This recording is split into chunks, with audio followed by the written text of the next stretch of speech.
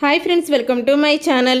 నగలు దొంగతనం చేసింది సందీప్ అని సాక్ష్యాలతో సహా సీతాకాంతి ముందు బయటపెట్టిన రామలక్ష్మి నిజంగానే రామలక్ష్మి సందీప్ నగలు దొంగతనం చేశాడని నిరూపించబోతుందా? అసలు ఇదంతా ఎలా జరగబోతుంది అని మీరు తెలుసుకోవాలనుకుంటే వీడియోని తప్పకుండా లైక్ చేసి ఛానల్ని సబ్స్క్రైబ్ చేసుకొని పక్కనే ఉన్న గంట సింబల్పై ఆల్ అని క్లిక్ చేయండి. శ్రీలత అయితే నీ గదిలోకి వచ్చే ధైర్యం ఎవరూ చెయ్యరు, నీ గదిలో ఉన్నది రామలక్ష్మియే కాబట్టి ఆ నగలు రామలక్ష్మియే దొంగతనం చేస్తుంటుంది అని శ్రీలత అయితే రామలక్ష్మి మీద దొంగతనాన్ని మోపుతుంది. అప్పుడు ఇక మాణిక్యం కూడా వస్తాడు. మాణిక్యం రావడంతో తన తండ్రితో కలిసి నాటకం ఆడిందని పక్కనే ఉన్న శ్రీవల్లి కూడా రామలక్ష్మి మాణిక్యంతో మాట్లాడే మాటలన్నీ కూడా వీడియో తీస్తుంది కదా, ఆ వీడియోనైతే చూపిస్తుంది. దాంతో ఇంకా సీతాకాంత్ అయితే అలా నిలబడి మాట్లాడకుండా ఉండిపోతాడు. సార్ ఎందుకు మాట్లాడడం లేదు? ఒకవేళ నేనే నగలను దొంగతనం చేశారని సార్ అనుకుంటున్నారా అని రామలక్ష్మి అయితే చాలా బాధపడుతూ ఉంటుంది.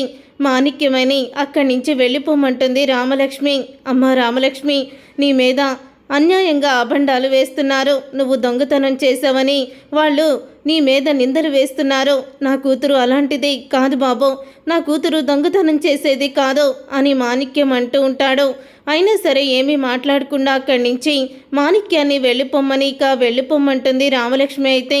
ఇక అప్పుడే రామలక్ష్మి అందరూ కూడా అన్ని మాటలు అంటూ ఉండగా సీతాకాంతితో చెప్తూ ఉంటుంది, నాకు ఒక్కరోజు టైం ఇవ్వండి, ఆ నగలు ఎవరు దొంగతనం చేశారో మీ ముందు నేను నిలబెడతాను అని రామలక్ష్మి అయితే చాలా ధైర్యంగా సమాధానం చెప్తుంది. దాంతో ఇక సందీప్కి అయితే చెమటలు పట్టేస్తూ ఉంటాయి.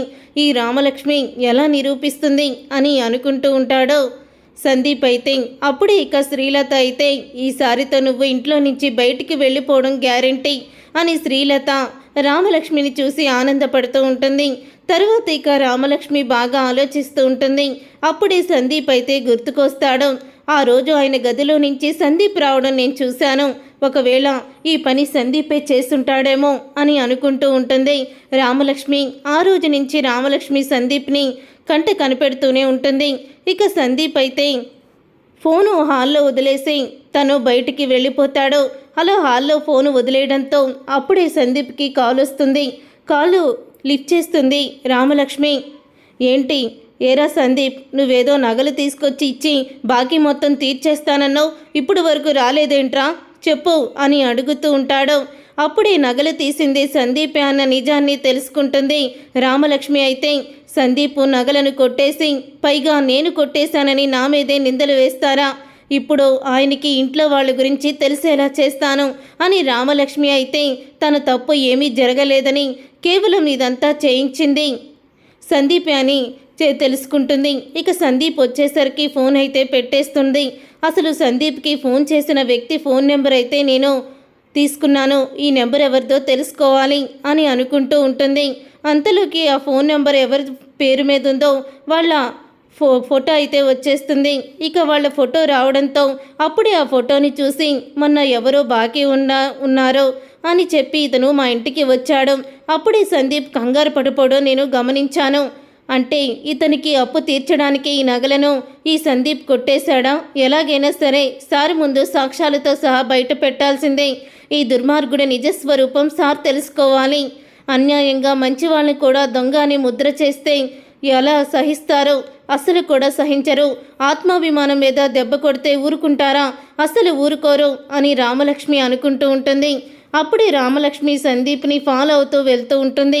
అలా వెళ్ళిన తర్వాత ఇక రామలక్ష్మి ఫాలో అవుతూ వెళ్ళినప్పుడే సందీప్ అయితే ఆ నగలని ఇచ్చేస్తాడు దాస్కి. ఇక నగలని ఇచ్చేసి నీ బాకీ కింద ఈ నగలుంచు, వడ్డీ కింద నేను ఇంకొక నగలు తీసుకొస్తాను అని అంటూ ఉంటాడు సందీప్ అయితే. అలాగే ఈ నగల కాస్ట్ ఎక్కువే ఉన్నట్టు అనిపిస్తున్నాయి అని అంటూ ఉంటాడు దాసు. చెప్పాను కదా, ఈసారి నుంచి నీకు నగలు వస్తూనే ఉంటాయి అని అంటూ ఉంటాడు సందీప్ అయితే. ఇక సందీప్ ఇంటికి వెళ్తాడు.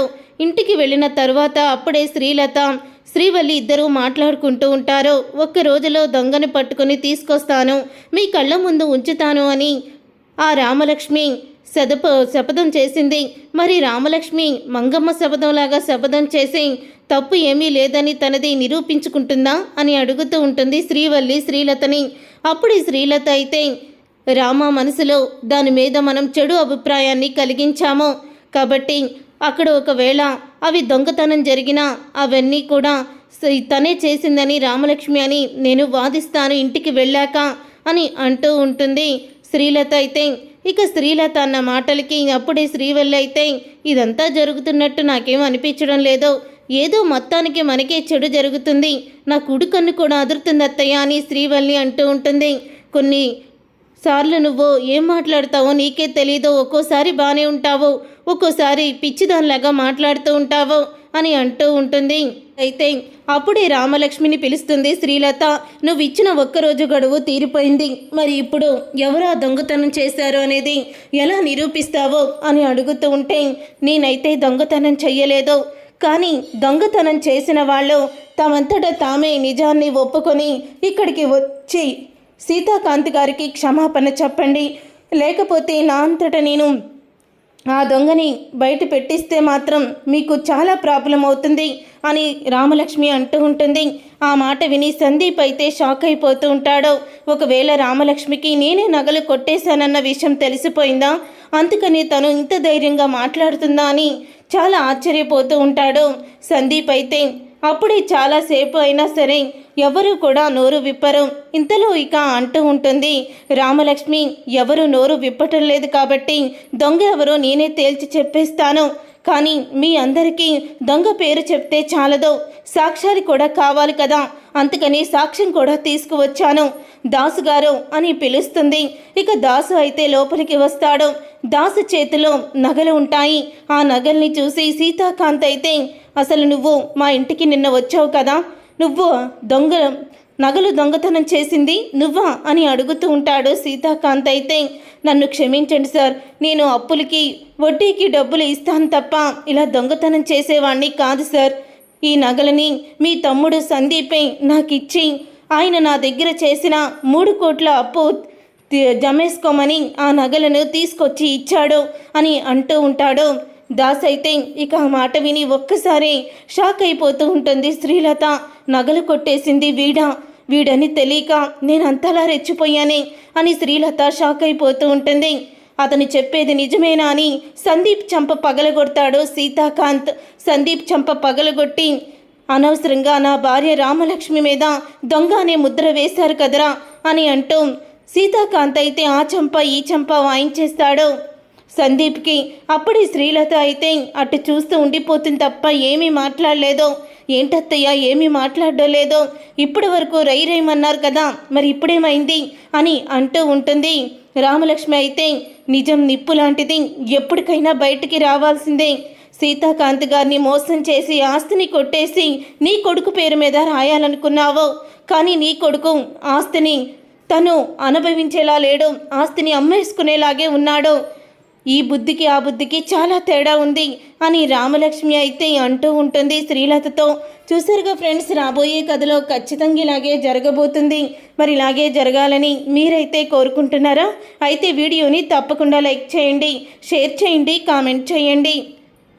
ఎటో వెళ్ళిపోయింది మనసు సీరియల్ అప్కమింగ్ ఎపిసోడ్స్ని టీవీలో కన్నా ముందుగా చూడాలనుకుంటే ఛానల్ని సబ్స్క్రైబ్ చేసుకొని ప్రతి వీడియో మీరు మిస్ కాకుండా చూసేవచ్చు.